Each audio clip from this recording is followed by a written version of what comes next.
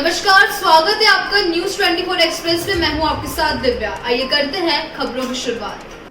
सिंगरौली जिले में करोड़ों रुपए की लागत से बनाए गए जिला अस्पताल ट्रामा सेंटर में कुछ ही महीने हुए मरीजों को शिफ्ट किए हुए। इस सेंटर पर मरीजों की सुविधाओं के लिए कई कक्ष तैयार किए गए, लेकिन इस साल हुई बारिश में ट्रामा सेंटर के निर्माण की पोल पूरी तरह खुल गई है। पिछले कुछ दिन से शहर मुख्यालय पर चल रही बारिश से ट्रामा सेंटर के लेंटर से पानी टपकने लगा है, जिससे बारिश का पानी सीधे वार्डों और आसपास जमा हो रहा है।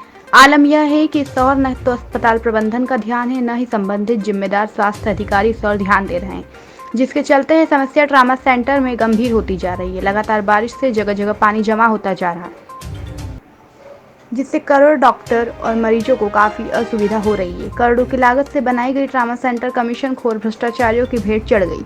ट्रामा सेंटर में व्यवस्थित रूप से सुधार और मरम्मत की जरूरत है, जिसे गंभीरता से मरम्मत किया जाना चाहिए, लेकिन इस ओर अभी तक प्रशासन ध्यान नहीं दे रहा है।